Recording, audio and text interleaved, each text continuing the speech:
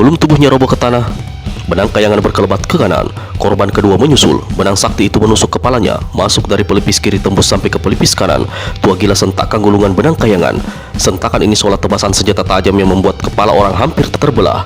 4 orang yang ada di tempat itu termasuk Sabai dan Rancak berteriak marah. Tua gila tertawa mengekeh. Gulungan benang kayangan kembali disentakannya. Benang sakti itu menderu ke arah nenek muka putih. "Tua gila, jangan berani menjajal diriku!" teriak Sabai dan Rancak. Sambil dorongkan tangan kanannya, perempuan tua ini melesat setinggi 2 tombak. 2 sinar merah menderu. Tua gila cepat tarik benang saktinya. Ujung senjata ini kemudian meluncur ke arah kedua pergelangan kaki Sabai dan Rancak.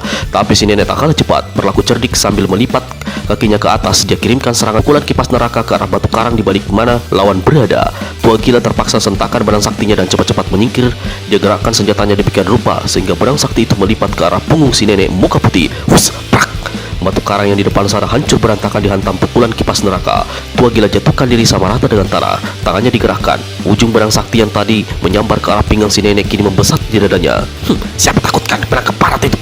teriak Sabai dan Rancak. Aji pukulan sakti di tangannya menyambar ke ujung benang kayangan. Fus, fus. Benang kayangan yang putih berkilat berubah menjadi merah lalu berubah menjadi jalur api. Tua gila tersentak kaget ketika melihat senjata saktinya terbakar. Cepat dia menarik gulungan benang itu lalu memutusnya sebelum api menjalar lebih jauh. Di sebelah sana, si nenek muka putih keluarkan pekikan keras ketika mendapatkan lengan jubahnya robek dan putus, sedang tangannya sendiri tersayat mengucurkan darah. Saking kerapnya, perempuan ini keluarkan bentakan keras lalu huntamkan pukulan kipas neraka dengan tangan kiri kanan sekaligus. Pantai itu laksana dilanda badai dan gempa. 3 ujung batu sekarang hancur lebur. Pasir dan air lalu mencerat ke udara. Di balik batu karang, tua gila gulingkan diri cari selamat. Darah kembali menguncur dari hidung dan telinganya, sedang kedua matanya mendijut sakit. Dalam keadaan tubuh basah kuyup oleh air laut dan kotor oleh pasir, tua gila bangkit berdiri. Saat itulah, di atas hancuran 3 batu karang tampak berdiri 3 sosok tubuh manusia. Sosok pertama sangat dikenali oleh tua gila adalah sosok si nenek muka putih Sabai dan Rancak yang tegak dengan kedua telapak tangan terkembang, memancarkan sinar merah pertanda dia kembali siap melancarkan 2 pukulan kipas neraka sekaligus. "Jadi memang kau rupanya yang punya pekerjaan, Sabai," ujar tua gila seraya tegak dan bersandar di dinding karang. Si nenek tertawa panjang. "Untuk kedua matamu tidak kuhancurkan hingga kau masih bisa mengenali diriku, mengetahui siapa yang membunuhmu sebelum nyawamu kukirim ke neraka." Tua gila ganda tertawa. "Mati di usia setua ini bukan lagi satu hal yang menakutkan bagi diriku," jawab orang tua itu sambil meludahkan darah yang memenuhi mulutnya. "Tuh, kau sendiri, apa yang membuatmu masih betah hidup di dunia ini berlama-lama? Memang aku butuhkan. Aku akan tentram berada di liang kuburku kalau kau sudah mampus di tanganku dengan jantung terbongkar, otak berceceran dan isi perut berbusaian." Tua gila tertawa gila-gila. "Kukira kau sengaja hidup menanti berlama-lama, menunggu kehadiranku untuk melamarmu." Paras putih Sabai dan Rancak berubah menjadi merah. Lelaki tinggi besar yang tegak di atas hancuran batu karang sebelah kanan keluarkan suara menggombor lalu berkata, "Sabai dan Rancak, jangan terlalu serakah. Kalau kau membongkar jantungnya, menjebol isi perut, dan membuat perantakan otaknya, lalu aku dapat apa? Hanya kebagian tainya." "Sabai dan Rancak sahabatku, kau bahkan belum memberi kesempatan padaku untuk mengeluarkan ilmu hawa neraka. Perlu apa kau bersusah payah kalau pukulan kipas neraka aku sudah cukup untuk membuatnya terkencing darah?" jawab Sabai dan Rancak, membuat 2 lelaki yang tegak di gugusan batu karang tertawa gila-gila. Tua gila melirik ke arah orang yang barusan bicara. "Tubuh tuan pangkat tinggi besar, berkulit hitam seperti arang, berdasar tinggi merah, mengenakan pakaian gombrong serba hitam, janggut dan kumis selebat hitam, selebat hutan. Aku tidak kenal siapa adanya keparat ini, hanya hitam. Kau siapa?" Tua gila membentak. Orang tua di atas reruntuhan batu karang menggerang keras. Kedua tangannya segera digosokkan. Sabai dan Rancak cepat mengangkat tangan sambil berseru, "Sobatku, jangan terpancing oleh ucapan orang tua bangka keparat ini. Bukankah kita sudah berjanji untuk tidak membunuhnya secepat membalikan telapak tangan? Nyawanya akan kita korek sedikit demi sedikit. Sebelum dia mampus, ada baiknya kau terangkan siapa dirimu dan mengapa kau juga menginginkan kematiannya." Walau hatinya panas dan geram bukan main, si tinggi besar berdas setinggi merah itu ikut juga kata-kata Sabai dan Rancak. "Tua bangka calon bangkai, kau tak berguna. Kau dengar baik-baik penuturanku. Beberapa tahun lalu, kau dan muridmu bernama Wiro Sableng, pendekar 212 menyerbu istana Sipatoka di Tambun Tulang.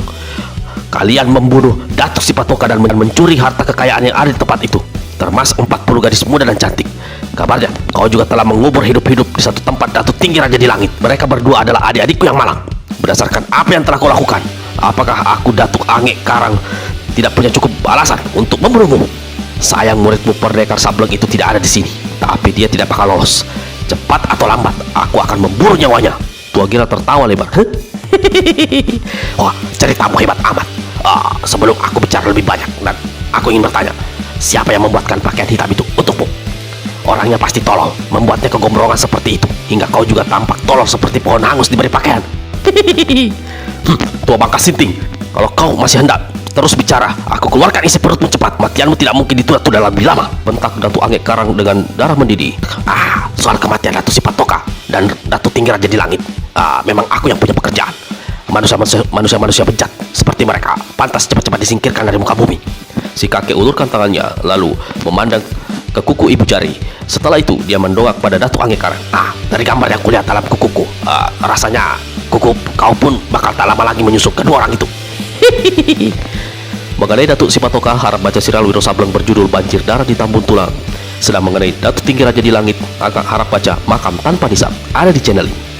Sabai, aku akan melumat tua bangka keparat ini sekarang juga, teriak Datuk Angek Karang tak dapat lagi menahan amarahnya. Sabar, sedikit lagi sobatku, kata Sabai dan Ranca dengan cepat. Kawan kita satunya ini belum diberi kesempatan untuk bicara. Nenek muka putih berpaling ke arah lelaki yang tegak di atas reruntuhan batu karang di samping kirinya. Di sini tegak seorang lelaki berusia 60 tahun, mengenakan pakaian yang sangat bagus terbuat dari berutru merah, campur hitam diberi rumbai-rumbai benang emas. Di pinggangnya melingkar sebuah ikat pinggang dari rantai berwarna kuning. Pada ikat pinggang ini terselip sepasang rencong terbuat dari besi berwarna biru pertanda mengandung racun yang teramat jahat. Di atas kepala orang ini bertengger sebuah topi kuning. Satu batu permata hitam yang memancar sinar angker menempel di pertengahan topi. Sebelah depan, orang ini memiliki kumis panjang menjulai. Pada keningnya ada dua benjolan besar berwarna coklat. Tua gila tiba-tiba keluarkan tawa bergelak begitu melihat orang yang berpakaian mewah ini. Sampai Raja, sobatmu yang satu ini memang hebat. Siapa yang kerbau atau sapi di antara kedua orang tuanya? Bapaknya atau ibunya?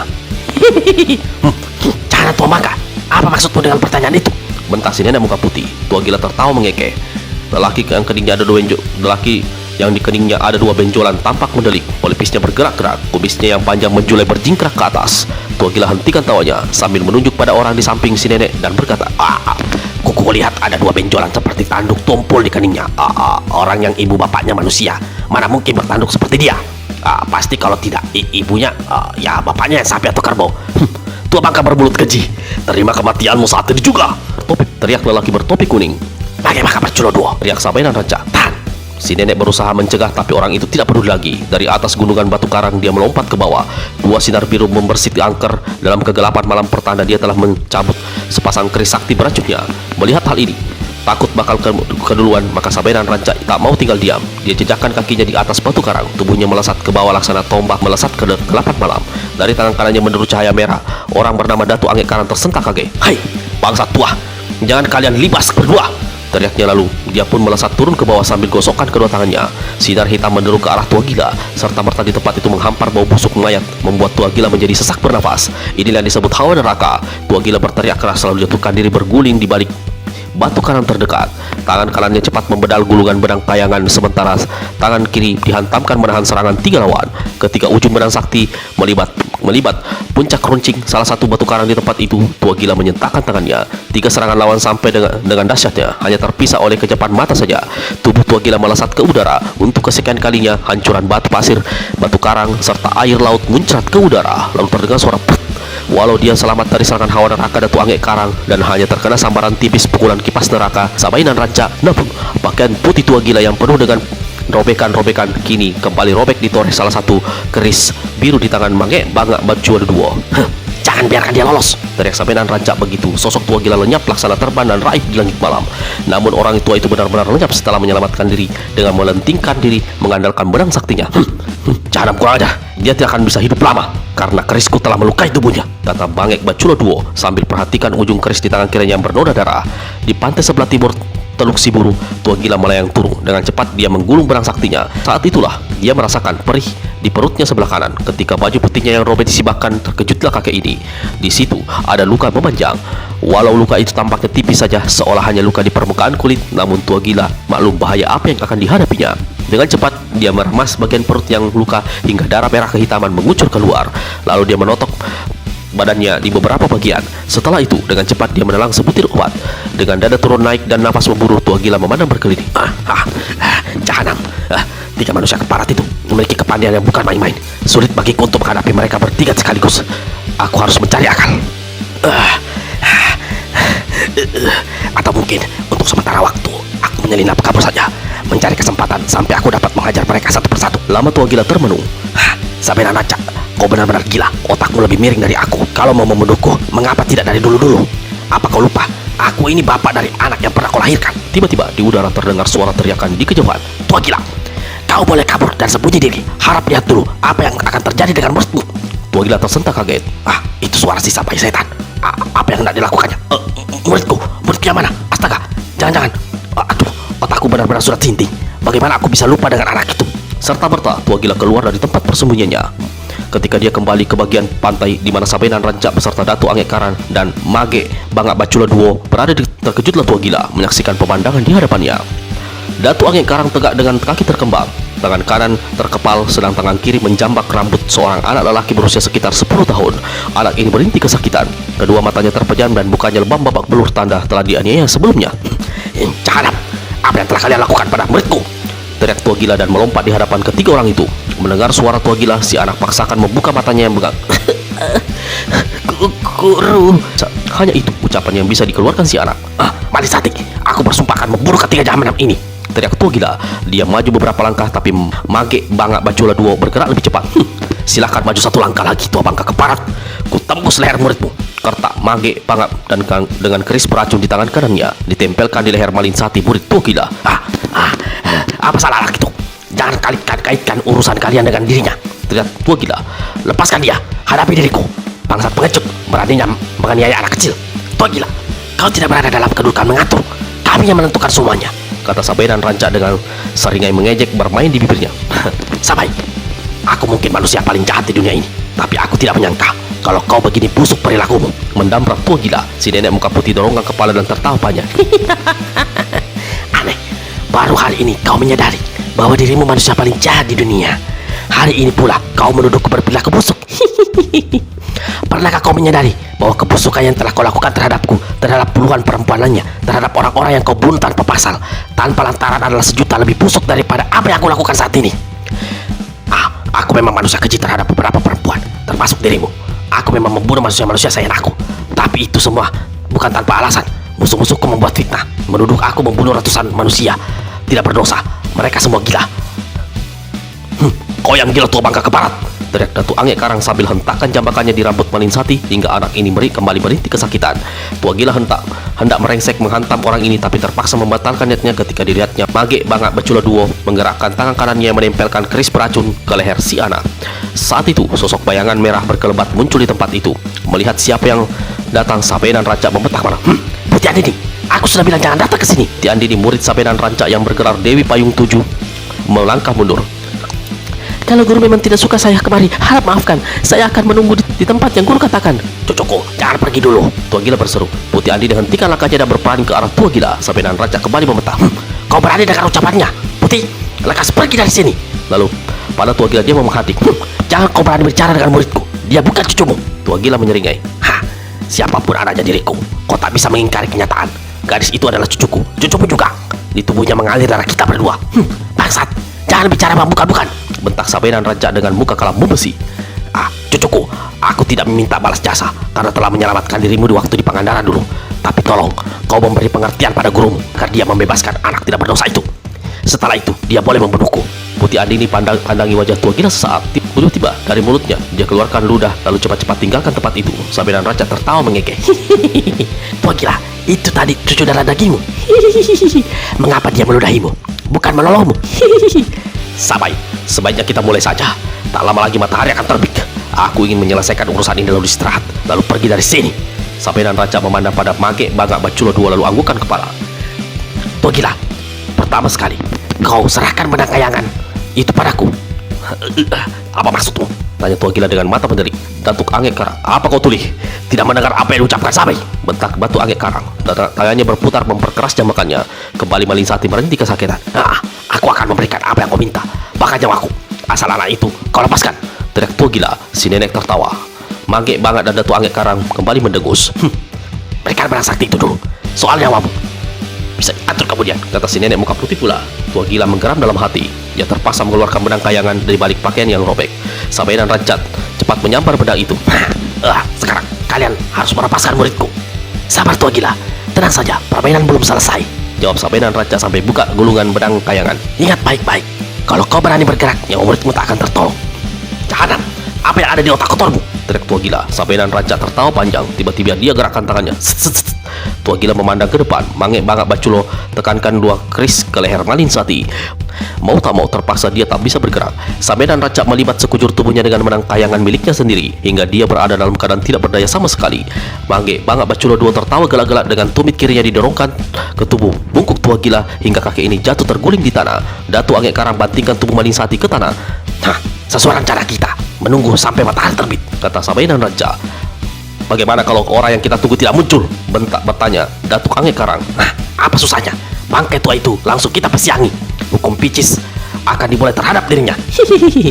Kalau begitu, kita bertiga mencari tempat yang baik untuk beristirahat, sekedar meluncurkan kaki. Tamage Bangak pula.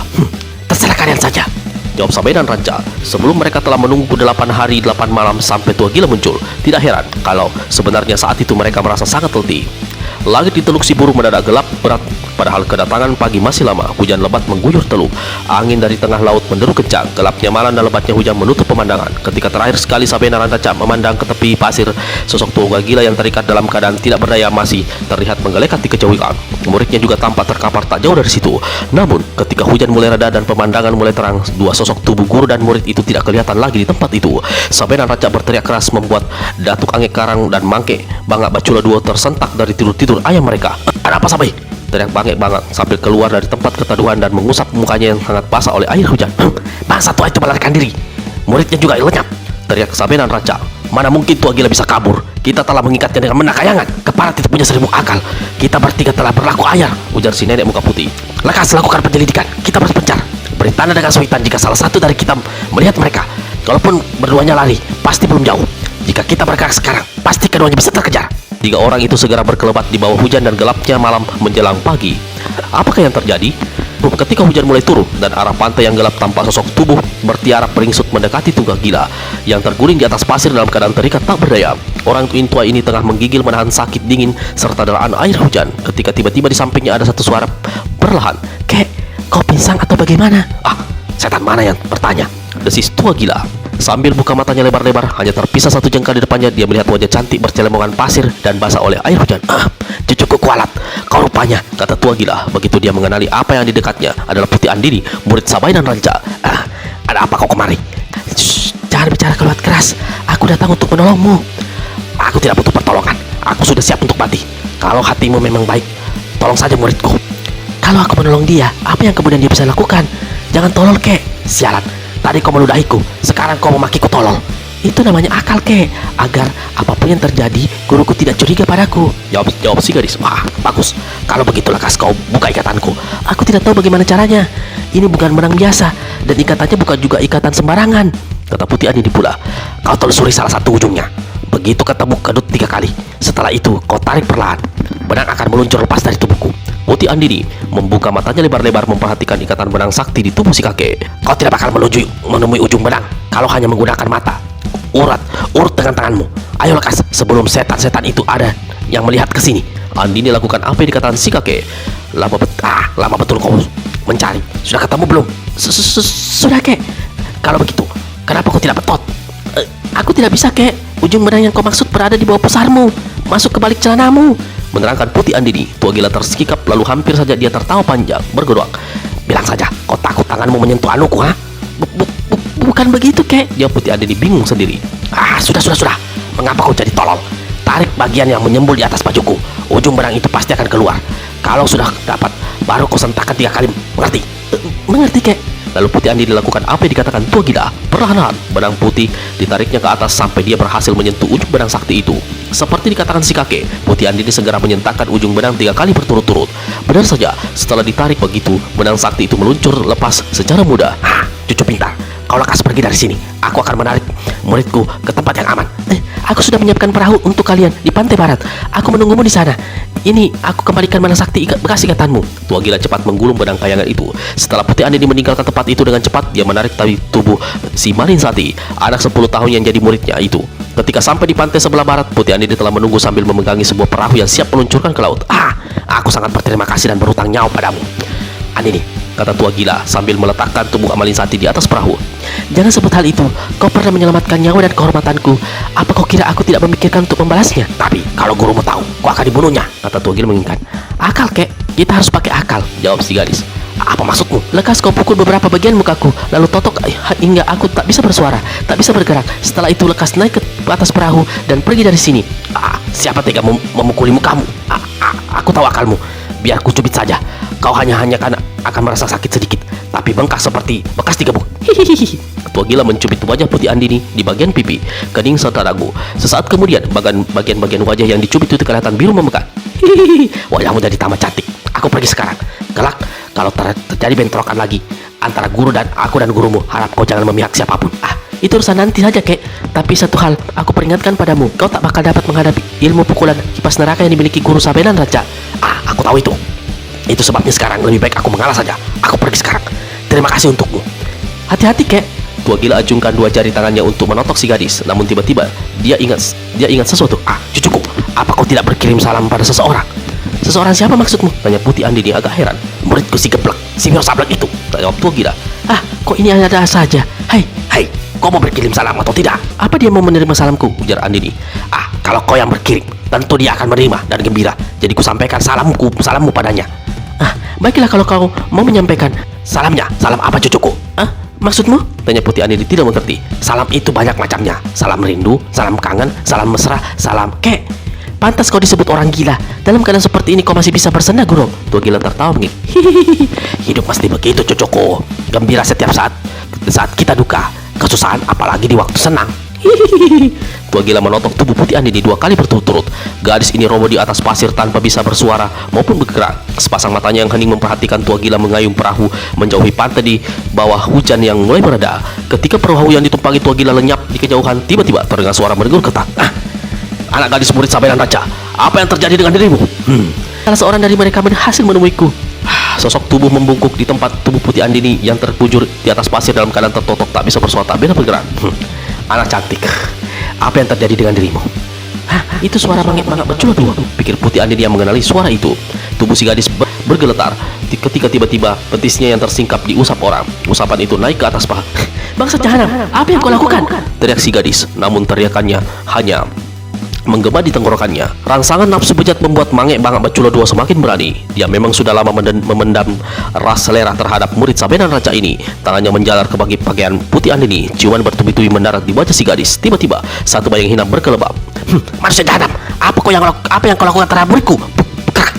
Tuhan, tulang bahu sebelah kanan Mangek Bacula II remuk. Tubuhnya mencelat masuk ke dalam air laut. Termiring-miring dia keluar dari dalam air memandang mendelik pada Sabenan Raja. Pakaian bagusnya basah kuyup. Kau sudah gila, menyerang teman sendiri. Sentak lelaki yang keningnya di atas 2 benjolan itu. Kau yang belum menjawab pertanyaanku manusia jelas. Apa yang kau lakukan terhadap muridku? Hardik si nenek si muka putih. Apa yang kau lakukan? Emangnya aku melakukan apa? Jahanam, jangan berani dusta. Aku menemukannya dalam keadaan seperti itu. Aku berusaha meneliti dengan cara mencumi. Setan, aku tidak mencubinya. Aku mendekatkan kepala karena ingin melihat mengapa wajahnya bengkak. Hari masih begini gelap. Kalau kepalaku tidak aku dekatkan, mana mungkin aku bisa menyelidik. Begitu. Bukankah sudah ada? Kita sepakat, siapa saja yang menemukan sesuatu harus beri tanda dengan suara suitan. Itu betul. Tapi aku mementingkan keselamatan muridmu. Memeriksanya keadaannya lebih dahulu. Setelah itu baru aku bermaksud memberi tanda. Begitu. Si nenek menyeringai angker. Baik, kita dengar apa yang bakal dikatakan muridku. Paras Mangek Bangak Bacula II jadi berubah. Tunggu dulu Sabai, katanya. Tapi si nenek telah melepaskan totokan di tubuh muridnya. Begitu dirinya bebas, Putih Andini langsung melompat dan menyergap Mangek Bangak. Dari mulutnya keluar kutuk serapa. Tua Bangka Busuk, kau berserikat dengan guruku, tapi berbuat keji menggunting dalam lipatan. Sabenan Raja cepat menyelak di antara kedua orang itu. Mukanya yang putih kelihatan merah sekali. Sekarang, apa kau masih bisa berdalih manusia sundal? Bentak Sabenan Raja. Tunggu dulu Sabai. Nasibmu menjadikan sekali Bangak. Aku sudah terlanjur bersumpah akan membunuh semua lelaki yang melakukan kejahatan terhadap kau perempuan. Sabai, urusan besar kita belum selesai. Biar aku memberi keterangan lebih dahulu. Sabenan Raja menyeringai. Keteranganmu bisa kau berikan nanti pada malaikat maut. Jawab si nenek muka putih. Kau bertikad jahat padaku, terpaksa aku menghabisimu. Mengancam Mangek Bangak Bacula II. Keluarkan semua ilmumu. Cabut sepasang keris saktimu itu. Aku cuma mengandalkan ini, kata si nenek pula. Kedua tangannya dipukulkan ke depan. 2 larik sinar merah menderu lalu menebar menjadi 2 kipas api mengerikan. Pukulan kipas neraka, teriak Mange Banga. Dia cepat menyingkir, tapi terlambat. Tubuhnya terkuntung putus pada dua bagian. Dua potongan mencelat ke dalam laut. Potongan ketiga itu pinggang ke bawah terbanting di atas pasir. Melejang-lejang beberapa lama lalu diam tak berkutik lagi. Putih Andini berbalik dan memeluk gurunya lalu menangis sesungguhkan. Hentikan tangis, Bob. Ceritakan apa yang terjadi, kata Sabainan Raja setengah membentak. Sebelum Putih Andini membuka mulut, Datuk Ange Garang berkelebat muncul di tempat itu. Apa yang terjadi nih? Apa Tua Gila sudah ditemukan? Ucapannya terhenti ketika sepasang matanya melihat potongan tubuh Mange Banga yang terkapar di pasir. Seperti tak percaya, dia mendekati potongan tubuh itu lalu tersurut sendiri karena bergidik ngeri. Tubuh Mange Banga laksana disayati gergaji raksasa, namun bagian yang terpotong gosong hitam seperti dipanggang. Sobat kita telah berlaku culas. Dia berusaha mengerayangi muridku, menerangkan Sabainan Raja. Bagaimana hal itu bisa terjadi? Tanya Datuk Ange Karang. Putih, ceritakan apa yang terjadi, perintah si nenek muka putih pada muridnya. Seperti yang diperintahkan, aku menunggu di sini. Tiba-tiba kakek keparat itu muncul sambil menggendong muridnya. Aku tidak tahu bagaimana dia bisa lolos. Lantas saja aku menyerangnya, tapi dia terlalu kuat bagiku. Putih Andini memperlihatkan mukanya yang babak belur seperti kena hantam. Aku tidak mengira, walau sudah diketahui kau adalah cucunya, mengapa dia setega itu memukulmu? Apa yang terjadi selanjutnya, Putih? Ujar Sabainan Raja. Mungkin takut hari keburu siang atau khawatir guru dan kawan-kawan muncul di sini, maka dia menotok tubuhku. Kakek keparat itu kemudian melarikan diri dengan perahu bersama muridnya. Jahanam betul, untuk Datuk Ange Karang. Lalu bagaimana sampai Mange Banga mengalami nasib seperti ini? Tanyanya. Dia pertama kali muncul di tempat ini, menemui diriku dalam keadaan tidak berdaya. Bukannya menolong, tapi malah pergunakan kesempatan untuk menggerayangi tubuhku. Kalau aku tidak keburu datang, mungkin murid ini sudah dirusaknya, kata Sabainan Raja pula. Jika memang begitu ceritanya, pantas orang gila satu itu dihabisi dengan pukulan kipas neraka, kata Datuk Ange Karang pula. Hanya satu hal yang aku tidak mengerti. Bagaimana Tua Gila bisa meloloskan diri dari ikatan benang kayangan? Itu juga yang aku rasa aneh, menyahuti Sabainan Raja. Tapi jangan lupa, bangsa tua itu punya 1001 pengalaman dan 1001 akal. Dia pura-pura tak berdaya begitu kita lengah. Dia melarikan diri, membawa serta muridnya. Tua bangka itu tidak tahu ketika muridnya kubantingkan ke tanah. Anak itu sebenarnya sudah tidak bernafas lagi. Sabainan Raja tenang saja mendengar ucapan orang itu, seolah nyawa si anak tidak lebih berharga daripada nyawa binatang. Sebaliknya, Putih Andini terpaksa palingkan kepalanya ke jurusan lain untuk menyembunyikan perubahan dalam pada wajahnya. Apa yang harus kita lakukan sekarang, Sabai? Tanya Datuk Ange Karang. Aku dapat menduga kemana kaburnya tua keparat itu. Pasti dia kembali ke tanah Jawa. Datuk Ange Karang, harus kau segera melakukan pengejaran. Aku dan muridku akan melakukan sesuatu di pulau ini. Apakah yang hendak kalian lakukan? Kalau aku boleh bertanya, kau ingat kisah setahun silam ketika Datuk Tinggi Raja di Langit saudaramu itu berusaha menjebak Tua Gila dan pendekar Losutudo Wiro Sableng di pulau ini? Tentu saja aku ingat. Terlebih karena adikku tak pernah kembali ke utara. Aku yakin dia memang sudah menemui kematian di tangan tua bangka jahanam itu. Itulah yang akan kuselidiki, Datuk, biar ada kejelasan. Aku tidak tahu berapa lama akan berada di pulau ini. Itu sebabnya ku minta bantuanmu untuk mengejar Tua Gila. Aku dan Andini akan menyusul kemudian. Kalau cuma untuk menyelidik, apa perlunya? Datuk Tinggi jelas-jelas sudah jadi mayat. Setelah setahun tak pernah muncul setelah berhadapan dengan seorang sakti seperti Tua Gila. Apakah seseorang masih bisa dikatakan hidup? Aku menaruh curiga. Jangan-jangan ada sesuatu yang lain yang ingin dicari perempuan bermuka putih ini. Apa jawabanmu, Datuk Ange Karang? Kau seperti memikirkan sesuatu. Datuk Ange Karang anggutkan kepala. Aku akan menuruti apa kemauanmu.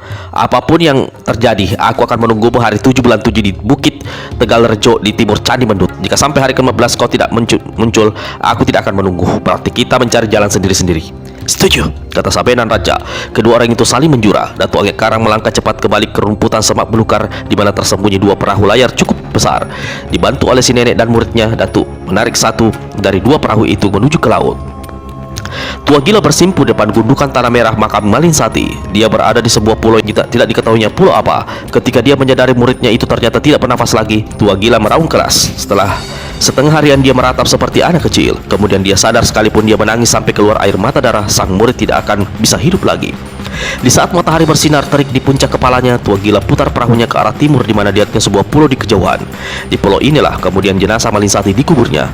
Muridku, aku bersumpah akan membunuh manusia celaka penyebab kematianmu, kata Tua Gila. Perjalananku masih jauh. Aku terpaksa meninggalkanmu, Malin. Aku harus pergi sekarang. Dengan mata berkaca-kaca, si kakek bangkit berdiri. Pada saat itu baru diketahuinya kalau tempatnya berada itu telah dikurung oleh dua lusin orang bersenjata tombak berpakaian dari kulit kayu.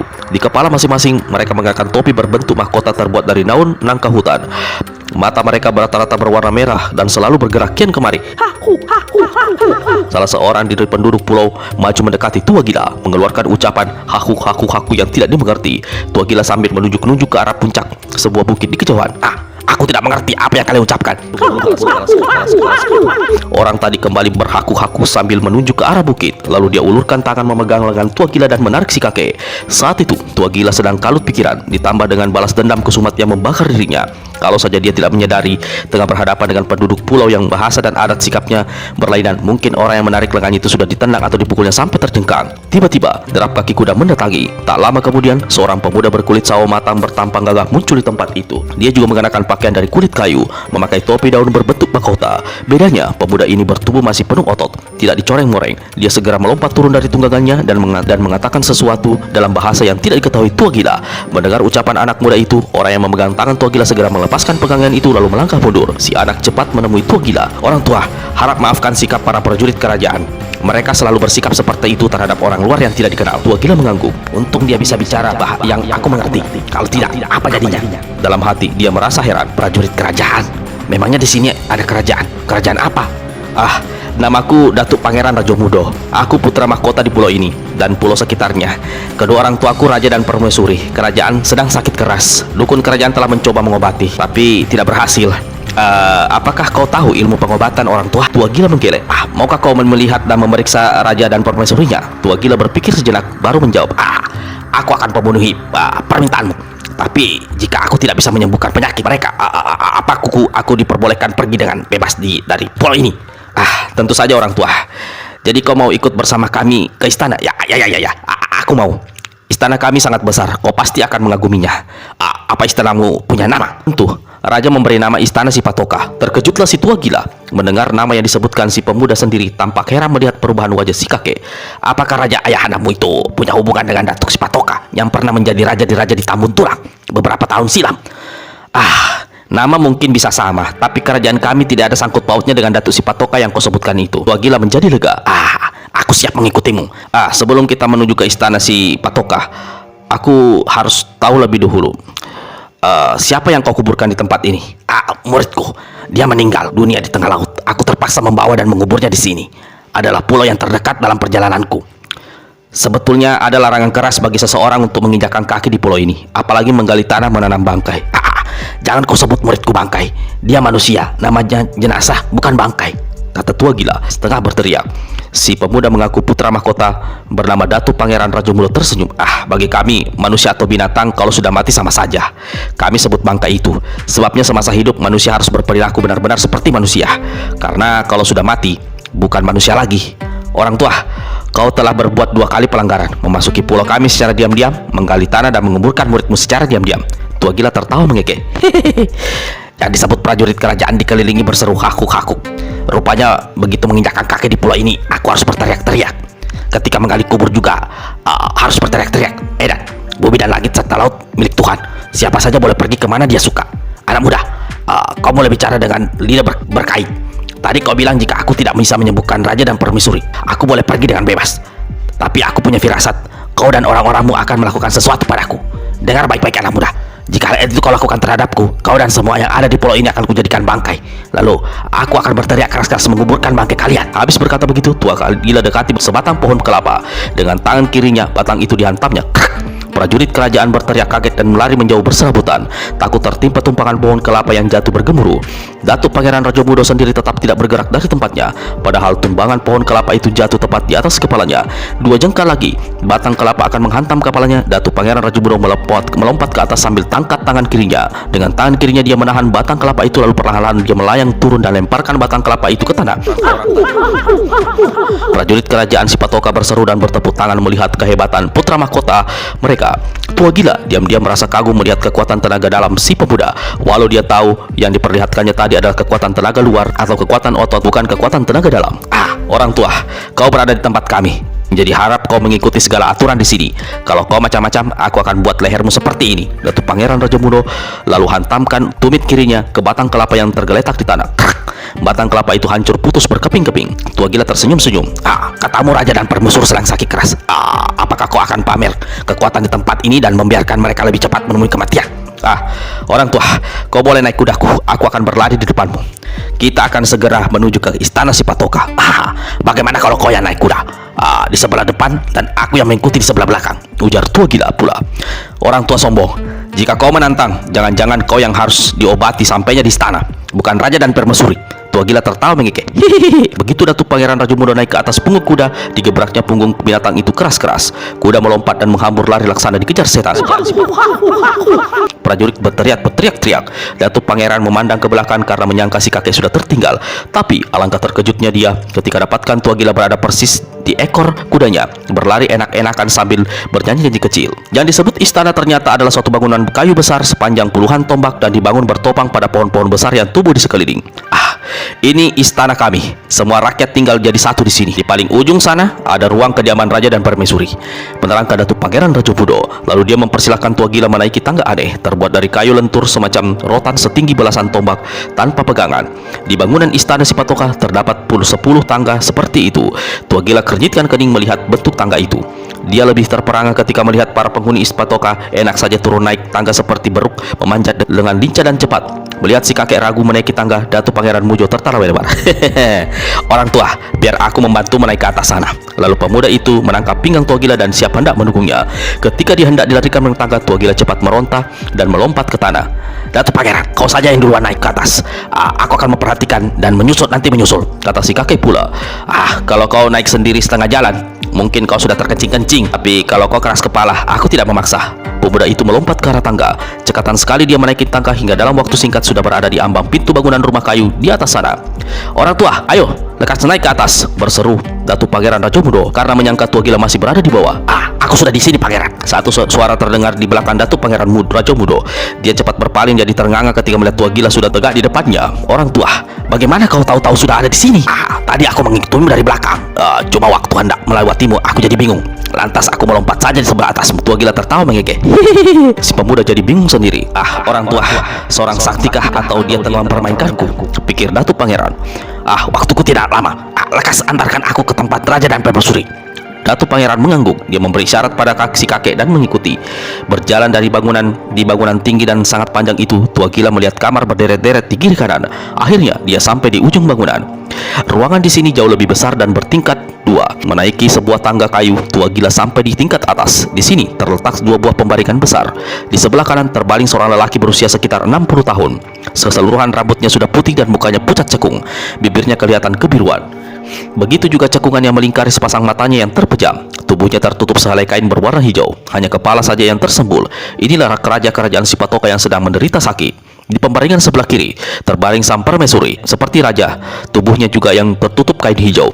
Kepalanya tersembul tampak pucat, walau telah diberi hiasan mencolok. Bibirnya tampak biru, warna biru juga kelihatan selingkar 2 matanya. Lekas kau periksa kedua orang tuaku. Jika sudah tahu penyakitnya, lekas kau carikan obat, berbisik sang putra mahkota. Tua gila masih tetap berdiri di tempatnya. Hidungnya mencium berbagai macam bau. Yang pertama adalah bau aneh yang keluar dari kepulan asap pedupaan yang terletak di sudut ruangan. Dekat pedupaan itu duduk sesosok tubuh berjubah hitam. Rambutnya putih panjang menjulai sampai ke dada dan menutupi sebagian wajahnya yang penuh corengan-corengan hitam. Kedua matanya terpejam, sedang dari mulutnya tidak henti keluar suara meracau seperti orang membaca mantra. Tua gila tidak dapat menerka apakah orang yang berjubah hitam ini lelaki atau perempuan. Dia mendekati Datuk Pangeran dan berbisik, Siapa orang yang duduk di pedupaan itu? Dukun Sakti Langit Takambang. Dia adalah wakil raja dalam segala perkara merangkap tabib atau dukun kerajaan. Kalau kalian sudah punya dukun, mengapa masih meminta bantuan orang lain? Ujar tua gila. Sekali ini dukun Sakti Langit Takambang tidak mampu mengobati raja dan permaisuri. Itu sebabnya kami mencari siapa saja yang sanggup menyembuhkan. Tua gila melirik ke sudut ruangan sebelah kiri. Dia melihat sebuah gentong besar berwarna coklat. Dari dalam gentong ini mengepul asap tipis dan bau yang tidak sedap. Apa isi gentong tanah itu, Pangeran? Tanya tua gila. Ramuan obat yang dibuat dukun sakti untuk diminumkan pada raja dan permaisuri, jawab Datuk Pangeran Raja Budo. Tua gila usap-usap jangkut putihnya. Kau masih belum hendak memeriksa kedua orang tuaku? Si pemuda bertanya dengan suara agak keras. Apakah dukun sakti tidak akan tersinggung kalau aku melangkainya? Lakukan saja apa yang aku suruh. Jangan pedulikan siapapun. Tua gila lalu melangkah ke pembaringan sebelah kanan. Tangannya ditempelkan pada kening raja. Terasa hawa panas sekali. Lalu dia membungkuk memperhatikan wajah raja. Suara meracau si dukun Langit Sakti Terkambang mendadak berhenti. Tua gila melirik. Orang tua itu mendongak ke atas. Matanya yang masih terpejam dan rambutnya riap-riapan menutupi wajahnya. Ada yang tidak beres dengan makhluk satu itu. Aku akan segera mengetahuinya, kata tua gila dalam hati. dia kembali memeriksa keadaan wajah raja. Aku bukan tabib, bukan dukun, bukan ahli pengobatan. Tapi aku hampir yakin orang ini menderita sakit akibat racun ular. Tua gila berpaling pada Datuk Pangeran bertanya dengan sangat perlahan, Apakah raja pernah dipatuk ular berbisa? dipatuk ular? Si pemuda gelengkan kepala. Kau pasti, tentu saja. Aku pasti, karena aku tahu betul. Kalau begitu, izinkan aku memeriksa sekujur tubuhnya. Harap kau membantuku meneliti. Maklum, mata tua ini tidak setajam mata seorang seusiamu. Maka tua gila lalu memeriksa setiap sudut tubuh, tangan, dan kaki raja. Dia sama sekali tidak menemukan luka sekecil atau bekas gigitan atau patukan ular. Kau tidak akan memeriksa permaisuri? Tanya Datuk Pangeran sang putra mahkota. Tidak perlu, aku sudah tahu penyakitnya. Sama-sama terkena racun ular. Antar aku memeriksa isi gentong tanah itu. Kedua orang tua itu melangkah mendekati gentong tanah di sudut ruangan. Tiba-tiba, dari mulut dukun sakti langit Takambang kembali terdengar suara meracau seperti jampai-jampai. Ketika tua gila beberapa langkah saja akan mendekati gentong besar, sang dukun mendadak melompat dan tegak menghadap. Kepalanya lalu ditundukkan, wajahnya tidak kelihatan. Lalu terdengar suaranya melengking tinggi. Pelanggaran telah terjadi di kerajaan Istana Sipatoka. Orang luar menginjakkan kaki di pulau, masuk ke dalam istana tanpa izin aku, penguasa kerajaan setelah raja. Orang luar telah diminta mengobati raja dan permaisuri tanpa persetujuanku. Dukun sakti langit Takambang, pantangan telah dilanggar. Hukuman akan segera jatuh. Mati bagi orang luar. Dukun sakti langit Takambang. Datuk Pangeran membuka mulut. Angkat kepalamu dan lihat padaku. Perlahan dukun sakti itu angkat kepalanya. Wajahnya tetap saja tidak terlihat jelas karena penuh corengan hitam dan tertutup kain rambut putih. Hanya sepasang matanya kelihatan memandang menyorot ke depan. Aku putra mahkota kerajaan Sipatoka. Yang sakit adalah ayah dan ibuku. Aku punya tanggung jawab dan kekuasaan untuk mencari jalan penyembuhan bagi mereka. Orang luar ini aku yang membawanya ke sini. Orang luar tidak berhak mengobati raja. Itu sudah jadi ketentuan. Persetan dengan ketentuan. Kau sendiri selama 2 bulan tidak mampu mengobati raja dan permaisuri. Penyakit mereka semakin parah hari demi hari. Dukun sakti berpaling pada tua gila berkata, Orang luar, lekas tinggalkan pulau ini sebelum kau kukutuk jatuh atas dirimu. Jangan pedulikan orang ini, kata Datuk Pangeran muda pada tua gila. Lalu dengan tangan kirinya, pemuda itu mendorong dukun sakti hingga terjajar ke samping. Tua gila melangkah cepat mendekati gentong. Di dinding tergantung sebuah gayung. Dengan gayung dia menciduk cairan dalam gentong, diperhatikan dan diciumnya berulang kali. Cairan itu berwarna coklat butak kehitaman. Baunya anyir sekali. Ketika dia berpaling ke kanan, dukun sakti itu tidak ada lagi di tempat itu. Kemana perginya orang tadi? Tanya tua gila. Jangan pedulikan dia. Yang penting, apakah kau sudah tahu apa yang ada dalam cairan gentong itu? Sebelum aku katakan apa adanya cairan itu, lebih baik kau memberi perintah pada prajurit kerajaan untuk menguasai dukun sakti itu. Jangan sampai dia melarikan diri. Apa maksudmu orang tua? Cairan obat ini mengandung racun ular mematikan. Takarannya sengaja dibuat encer hingga orang yang meminumnya akan membunuh ajal dalam waktu lama secara perlahan. Berubahlah paras Datuk Pangeran. Dari saku celananya dikeluarkannya sepotong bambu, lalu ditiupnya kuat-kuat berulang kali. Belasan prajurit menghambur masuk ke dalam bangunan. Datuk Pangeran mengatakan sesuatu. Mereka cepat tinggalkan tempat itu sambil berteriak hakuk hakuk hakuk dan acung-acungkan tombak di tangan masing-masing.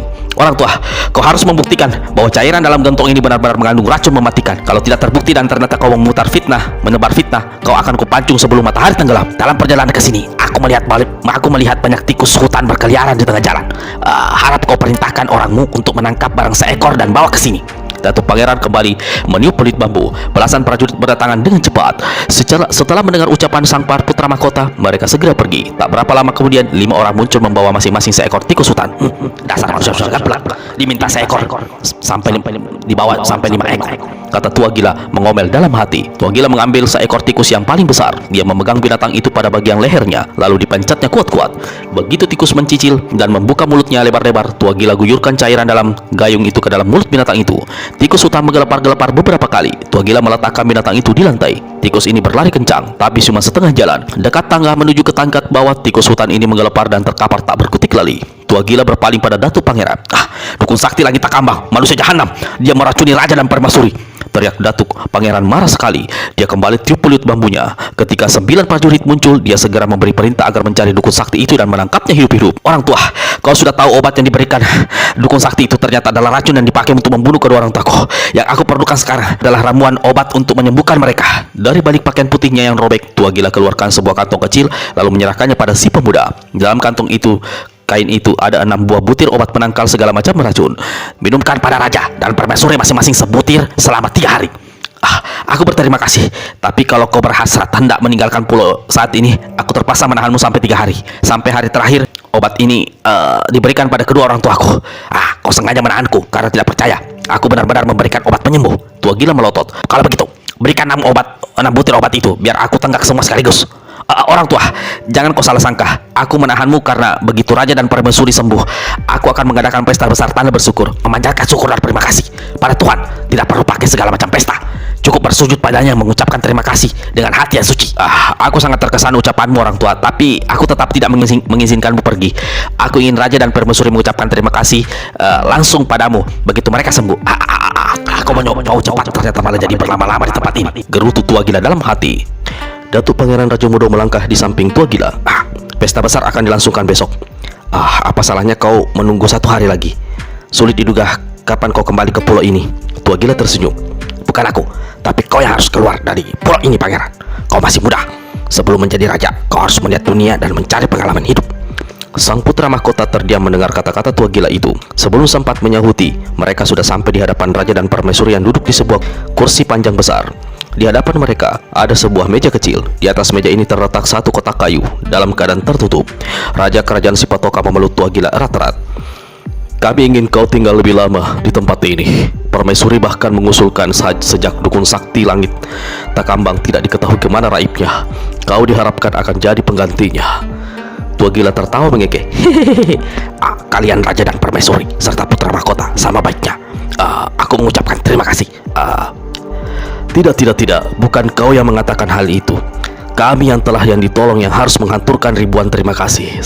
Sebagai tanda terima kasih, harap jangan dilihat dari pemberiannya. Kami ingin menyampaikan satu bingkisan kecil untukmu. Ini bingkisan tanda persaudaraan dari aku, raja dan rakyat kerajaan Sipatoka. Aku, Raja Tua Datu Paduka Intan, menyerahkan dengan takzim. Harap kau sudi menerima. Lalu, raja yang baru sembuh dari sakit akibat obat yang diberikan tua gila itu mengambil kotak kayu yang terletak di atas meja, membuka tutupnya dan menyodorkannya pada tua gila. Si kakek bungkuk berpakaian putih itu tampak terkesigap. Semua orang menyangka dia terkesigap melihat isi kotak kayu, yaitu 2 potong besar emas dan seputir berlian sebesar ibu jari kaki. Padahal tua gila terkesigap mendengar nama yang disebutkan sang raja. Raja Tua Datu Paduka Intan. Datuk Paduka Intan. Aku pernah mendengar nama itu. Tapi lupa dan kapan. Raja Tua Datu Paduka Intan. Aku tidak berani menerima hadiahmu. Aku menolong tanpa pamrih. Bahkan sebelumnya aku telah berbuat kesalahan karena menginjakan kaki di pulau ini tanpa izin. Raja Sipatoka tertawa gela-gela. Kejadian itu membuat aku lebih membuka mata bahwa kehidupan manusia ini saling berikatan satu sama lain.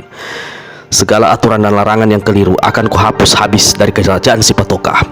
Kau tahu, putra mahkota malam tadi datang menghadapku, meminta izin untuk mengembara barang setahun 2 tahun di luar pulau. Nah, terimalah bingkisan ini. Terima kasih Raja Tua, tapi aku tidak dapat menerimanya. Aku hanya menyampaikan rasa terima kasih besar atas kebaikanmu. Raja Sipatoka geleng-geleng kepala. Semua orang yang ada di situ tentu saja tidak dapat mempercayai kalau si kakek menolak hadiah yang begitu besar.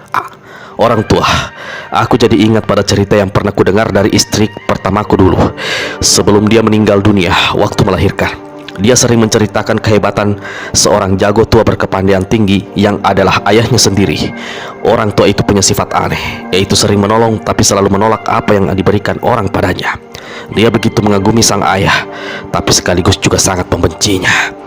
Menurut istriku, karena ayahnya itulah, maka ibunya menderita seumur hidup. Dan kau percaya atau tidak, istriku itu seumur hidupnya tidak pernah melihat atau mengenal ayahnya. Tua gila mendadak merasakan lututnya bergetar. Dia punya firasat aneh, maka dia memberanikan diri bertanya, kalau aku boleh tahu, siapakah nama mendiang istrimu itu, Raja Tua? Andam Suri. Getaran di lutut tua gila menjalar naik ke dada. Tengkutnya terasa dingin. Dia kembali bertanya, apa kau tahu siapa nama ayah istrimu itu, Raja Tua? Kalau aku tidak salah, istriku pernah menyebut namanya. Aku hanya ingat nama depannya, lupa nama belakangnya. Namanya Sukat. Dada tua gila berguncang keras. Parasnya yang pucat seperti mayat itu tampak bertambah pucat. Sukat apa? Sukat apa? Aku lupa, menyambung Raja Tua Datu Paduka Intan. Tapi aku ingat benar beberapa gelar yang diberikan orang padanya. Ada yang menyebutnya pendekar gila patah hati. Ada yang menggelarnya iblis gila pencabut jiwa. Tapi dia lebih dikenal dengan julukan Tua Gila. Teringat memercik di kening tua gila. Ya Tuhan, apa betul saat ini aku berhadapan dengan menantuku sendiri, suami dari anak yang tidak pernah aku lihat seumur hidupku? Menggemuruh suara hati tua gila. Agaknya kau kurang senang mendengar kisah hidupku di masa lalu, kata Raja Tua. Biar kita lupakan si tua gila itu. Sekarang aku mohon kau menerima hadiah ini. Maafkan aku Raja Tua. Aku benar-benar tidak bisa menerima pemberianmu ini. Biarlah kebaikanmu tetap menjadi pahala yang besar di hari kemudian. Raja tua menghela napas dalam. Kotak kayu itu ditutupnya kembali dan diletakkannya di atas meja. Dia memandang pada tua gila lama sekali, hingga si kakek menjadi kecut kalau sang raja tahu bahwa dia adalah tua gila yang disebut-sebutnya tadi. Orang tua, jika kau tidak mau menerima hadiah itu, kuharap kau jangan menampik pemberianku yang satu ini. Raja tua berkata sambil berpaling pada istrinya. Permaisuri kerajaan Sipatoka menanggalkan sebuah kantong kecil yang tergantung di pinggangnya, lalu diserahkannya pada suaminya. Raja tua membuka kantong itu. Dari dalam kantong dikeluarkannya sebuah kotak kecil terbuat dari perak. Dia membuka kotak sambil melangkah mendekati tua gila. Dari dalam kotak diambilnya seuntai kalung perak bermata sebuah batu hijau yang redup dan buruk bentuknya. Barang ini namanya kalung permata kejora. Bentuknya buruk tapi mengandung kekuatan dan khasiat kesaktian luar biasa. Kalung ini diberikan oleh Ibu Adab Suri kepada putrinya melalui seseorang, disertai pesan bahwa dia harus mencari tua gila dan membunuhnya dengan kalung ini. Hanya kalung ini yang bisa menewaskan orang tua penyebab segala derita dan penimbul segala bala itu. Tua gila ternganga, sepasang matanya yang lebar memandang tak berkedip. Dalam hati dia berkata, Aku pernah mendengar riwayat kalung ini. Kukira hanya cerita kosong belaka, tapi kini aku berhadapan dengan kenyataan. Orang tua, kulihat kau diam saja. Apa kau juga menolak menerima barang pusaka sakti ini? Tua gila mendehem beberapa kali. Aku orang tolol. Bagaimana membuktikan kalung ini memiliki kekuatan dan khasiat serta kesaktian seperti yang kau katakan itu, Raja Tua? Aku memang tidak pernah membuktikannya, tapi aku percaya pada kesaktian yang dimilikinya. Jika kau tidak percaya, silahkan kau pegang kalung ini. Raja tua lalu menyerahkan kalung perak bermata batu hijau itu kepada tua gila. Si orang tua segera mengambilnya, tapi dia berseru kaget. Begitu kalung dan matanya berada dalam genggamannya, dia merasa seolah memegang sebuah batu raksasa. Tak ampun lagi, tubuhnya tertarik daya berat luar biasa dan terbanting ke lantai. Kalung permata kejora jatuh di depan kakinya. Tua gila mengerit, menahan sakit. Telapak tangannya terasa pedas seperti terbakar. Kedua lututnya seolah remuk. Sekarang, apakah kau percaya pada kesaktian yang terkandung dalam kalung itu? Tua gila meringis dan mengangguk. Kalau begitu, harap kau ambil kalung itu kembali. Dengan tangan gemetar, tua gila mengambil yang tercampak di lantai. Astaga, kalung itu ternyata ringan sekali dan dengan mudah diangkatnya. Lalu dia berdiri. Raja tua mengambil kalung itu dari tangan tua gila, memasukkannya ke dalam kotak perak. Setelah itu, kotak perak dimasukkannya lagi ke dalam kantong kain, dan akhirnya kantong kain itu diserahkannya pada tua gila. Orang tua, dengar baik-baik. Aku meminta bantuanmu untuk mengembalikan kalung permata kejora itu pada ibu mendiang istriku. Tua gila jadi terbelalak, tapi karena matanya memang sudah lebar, maka tidak ada yang memperhatikan kelainan wajahnya. Perempuan itu sekarang sudah menjadi seorang nenek-nenek, kira-kira seusiamu. Namanya Sabainan Ranca. Aku menyerap kabar selama bertahun-tahun mertuaku itu berusaha mencari dan membunuh tua gila, ayah dari anaknya sendiri yang kini jadi musuh besarnya. Setauku, dia punya satu kendala besar. Tua gila demikian saktinya hingga tidak bisa dibunuh kalau tidak dengan kalung sakti ini. Walau kemudian aku menyerap kabar bahwa Sabainan Ranca telah memiliki satu ilmu kesaktian yang disebut pukulan kipas neraka yang akan sanggup menghabisi tua gila. Namun aku merasa mempunyai kewajiban untuk mengembalikan kalung permata kejora kepadanya. Nah, maukah kau menolong aku mencari perempuan itu dan menyerahkan kalung ini padanya? Tua gila tak bisa menjawab. Bernapas pun rasanya dia jadi merasa kecut. Sabainan Ranca telah menjadi musuh besarnya yang kini tengah mengejarnya dan ingin membunuhnya dengan segala cara. Sekarang Raja tua meminta dia menemui si nenek untuk menyerahkan kalung permata kejora itu. Urusan gila. Apa aku jelaskan saja terus terang padanya bahwa aku ini adalah si tua gila itu? Sobatku orang tua, kau belum menjawab permintaanku.